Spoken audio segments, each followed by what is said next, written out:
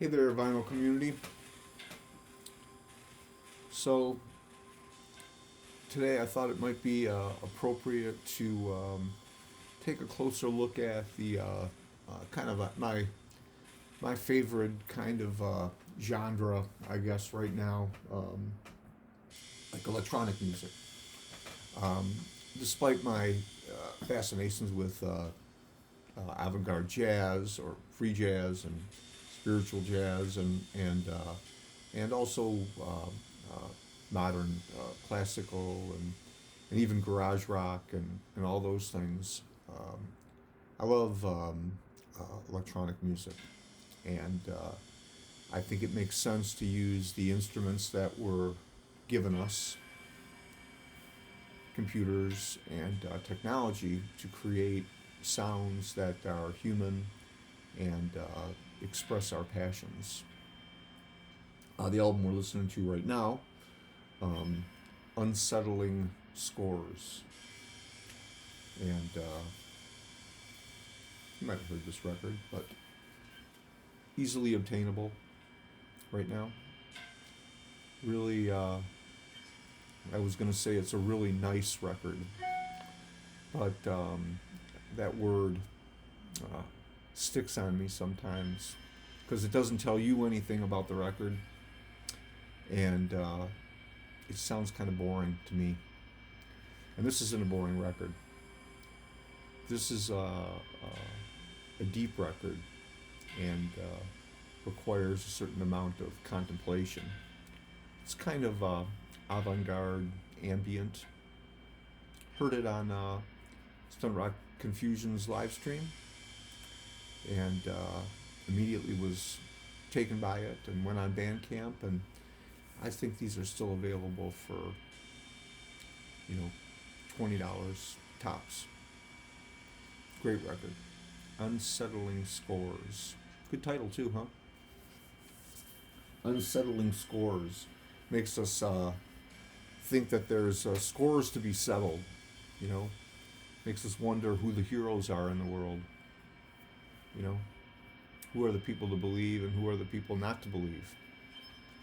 And what lengths people will go through um, to further their deceptions. But I suppose that's another topic for another day. And as a good liberal, as I've been called, and I'm certainly not that. So, not sure where that comes from anyway. But let's get on with taking a look at some records that I just think have been um, making the connection for me these last probably 4 years or so. We'll have some classics in here, and we'll also have some new stuff that we'll take a look at. And let's start with a classic, and really maybe the record that really jump-started my interest in electronic music. There used to be a record store in Detroit called Luna Records. It used to be right down the street from my house. And at the time, my son was just a little boy, and I would go in there with them, and we would look for records. And I remember this record came on. They were playing this in the store. And you may be familiar with it. I think most people are. Loop Finding Jazz Records. And this is just glitchy, minimalist goodness.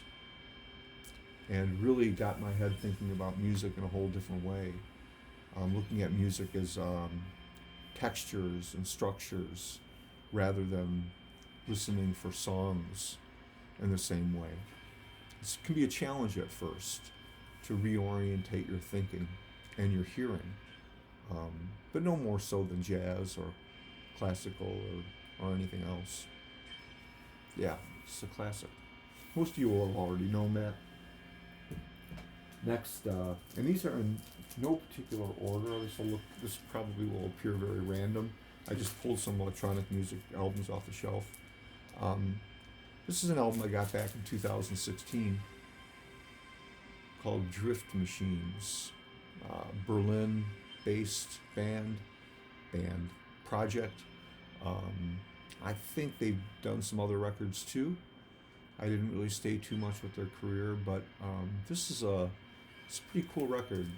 Mixing kind of dance floor beats with some industrial sounds and even some krautrock and cosmic music vibes, and also with some minimalism and some ambient sounds in there too. I don't ever hear anyone talk about this record, but it's a good one and worth tracking down if you haven't heard it. Next, let's take a look at. Oh yeah, this is a record I know, and an artist I don't think everybody has the same appreciation for. I don't like everything that he's done, but I like this record a lot. And this is nice, Icy Structures. Again, looking at music is that don't look for the songs, listen for the sound of the music and what it makes you see in your head. And I think this record does that. Yeah, it's a real nice package too. But yeah, there's some other songs by the same artist, but this is the one for me. In fact, some of the other albums I think are a little more well regarded, but this one, this is the one I think to get you started. Next, we'll take a look at. This is a pretty. We talked about Vaporwave in another video. I showed probably my favorite Vaporwave album. This is probably the most famous. And while I think it's good, it's something I didn't like the first time I heard it. Some of you may be familiar with that cover. And really, Vaporwave, what it does, and some people respect it and some people don't. And what it does is it takes songs from the 1980s and 1990s, and it reworks them, samples them, reworks them, changes them, speeds them up, slows them down, and makes something new out of it. But what's important about it is it's also a critique of modern capitalism and our modern world and the consumerism of our world. And by reprocessing and remaking kind of that vapid music of the past, they create something that maybe will awaken us to how disposable music and sounds can become when their only motivation is creating cash. Not a great record, but an interesting one, and one worth hearing at least once, and understanding the concepts behind it. Next we have, this is a good one. This was one I heard on Stunty's live stream, Stunt Rock Infusion's live stream. It was a pretty inexpensive record. I remember he played a track off of it, and I liked it. It was kind of synthy, bubbling synthy, but with a lot of space and voyages to the distant realms, kind of a vibe to it too. And I played it a couple times online, and then I had to grab one. And again, I think this was like $20 tops, but a good record and worth hearing. Bubbly space, outer space sounds. Could almost be the soundtrack to a 1950s sci-fi film.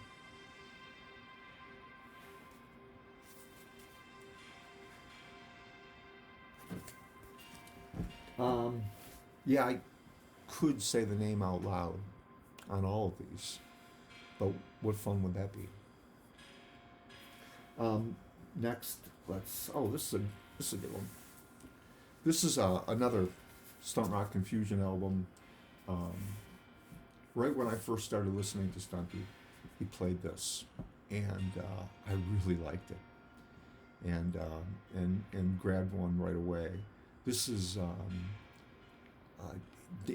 you know, dance rhythms and beats, but the stuff that sounds great in the car, great at home, and then really ups the ante by, you know, really going further than just being about the dance floor.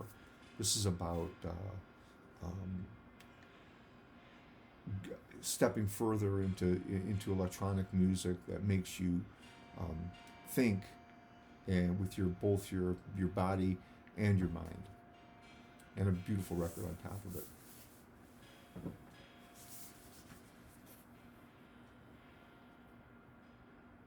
10 Days of Blue.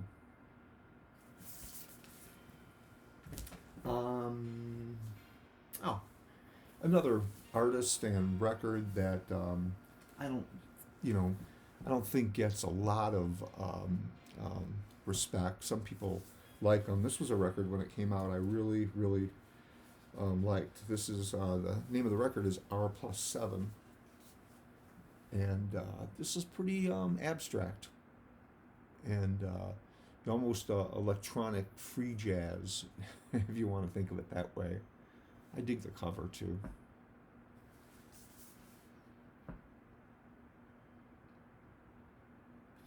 R+7.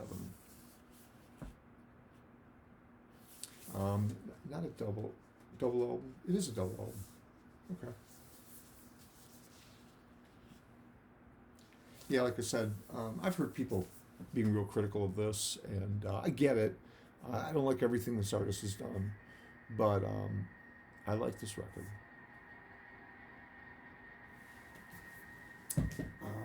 Next up, this is this is an album on the Ghosty label. Ghosty is a Ghosty International. It's a record label based in Ann Arbor, Michigan, which is not far from Detroit, about 45 minutes from Detroit. You know, Ann Arbor is the place that a lot of great music came from.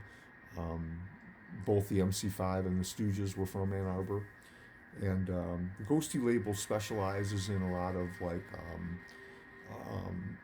electronic music, abstract electronic, experimental electronic, dance floor electronic. Lately they've been branching off more into hip-hop realms and stuff like that. Oh, you know what came with this was, I don't know if it still works, but if somebody wants there's the code to listen to the record. Can you get that? So if somebody wants the code, you're welcome to it. And you can download the record for free, and but consider supporting Ghosty. They're an independent record label that specializes in electronic music, and they're certainly worth supporting. This record takes kind of a cross between a melodic techno sound, and but I think it's easy to like, and I think because it's so easy to love, it might get dismissed a little bit. But I think there's a lot of thinking going on in this too, and I love the vibe it creates, and I still play this record. And Ghosty always has these great covers too. And what's nice about Ghosty is if you get in there right away with their new releases, they always have like bonuses they're giving you, like colored vinyl or you know, other type cool stuff that record collectors like to have. Cool. Heathered Pearls. Check it out. Next, I guess I'll show you this. This is kind of a house. These are these fabric releases that come out. Daniel O. This is the reason to buy the vinyl on this is these are like DJ mixes, and but the vinyl is the full length versions of some of the tracks, and there's some tracks on here that are tough to get anywhere else. You'll notice there's Cabaret Voltaire's um, Mutants is on there, and that's been an elusive track, a track I really like, and to try to, buy the vinyl on that era of Cabaret Voltaire has just gotten so expensive.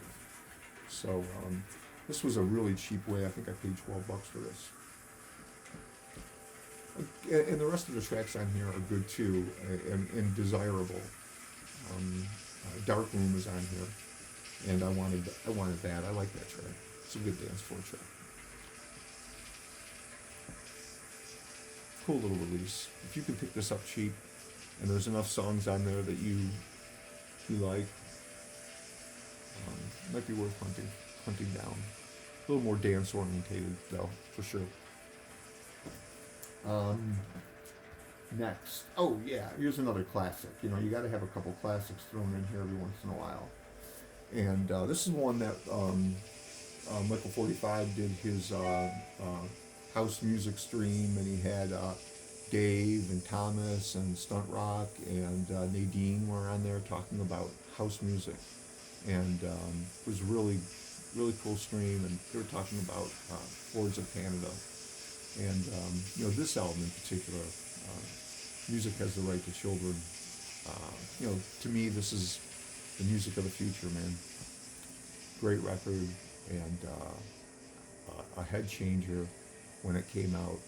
Accessible, interesting, experimental, but as I say, easily accessible.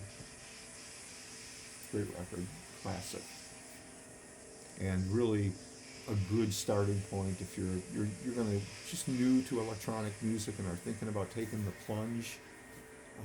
This is a really there's reissues that are out that can be had for not a lot of money, and they're worth grabbing, because these will always be desirable. This is an original. Pretty sure this is an original. I didn't buy it when it came out. I had the CD, but pre-COVID, you could still get these originals. I would see them occasionally. Occasionally, when I would go I used to go over to Canada. When you live in Detroit, you can get over to Canada real easy. And we used to go over to Canada and go to a place called Dr. Disc, which was a cool record store over there. I'd say a fair percentage of my record collection came from out of that store. They always had cool stuff. Canada gets a lot of imports that we wouldn't necessarily get in the States.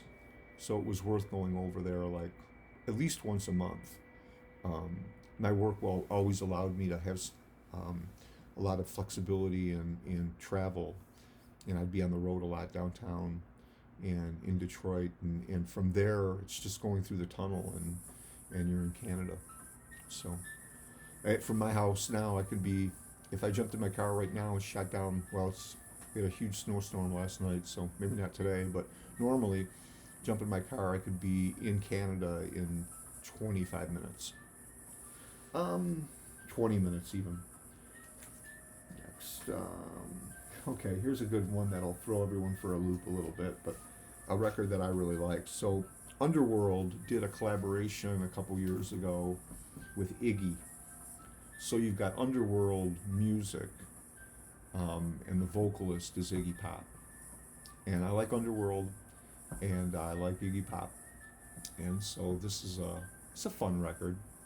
Just an EP, just 4 tracks. Nothing substantial here, just a fun record. And I enjoy Iggy, and I think he's got great vocals, and he does a good job with these. I think he's a very versatile vocalist, and he has you think of him with the Stooges and TVI and all those tracks, those nasty rock tracks, but he's got a beautiful croon to his voice, and yeah, fun. If you're just in the mood for something fun, this is worth hearing. All right, what's next? Am I still on here? Yeah, 20 minutes. So I got to get going. Fortet. I like Fortet a lot. First record, the EP. These were on a CD. All the tracks were on the CD, but they were separated on a separate. But I'm on board for the next record too, and he's done a lot of good, in the music world, and I think this is a lot of people were said this is a little too commercial, and it's again easy to love. Very, very nice melodies and great instrumentation, and he gets away a little bit from the jazzy percussion orientated sound that he had on the first two, but I still like this a lot.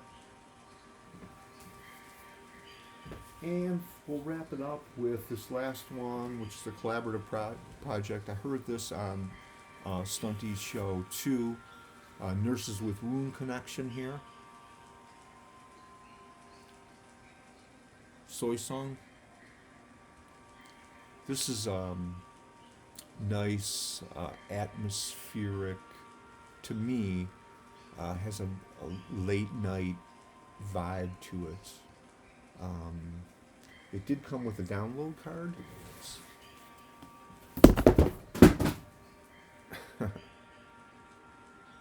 And if anyone wants it, you're welcome to it. And my book fell here. You might have noticed in the corner I had my Snowden book. And I was rereading this last night a little bit, and I was thinking about politics and music and the vinyl community and what it means to be considered a liberal, or whatever these monikers that are put upon us. What was Snowden? Did it matter? I think these things are a distraction, and just something worth thinking about. So thanks for watching, and hope everyone enjoyed the little electronic overview, and have a great day. Thanks.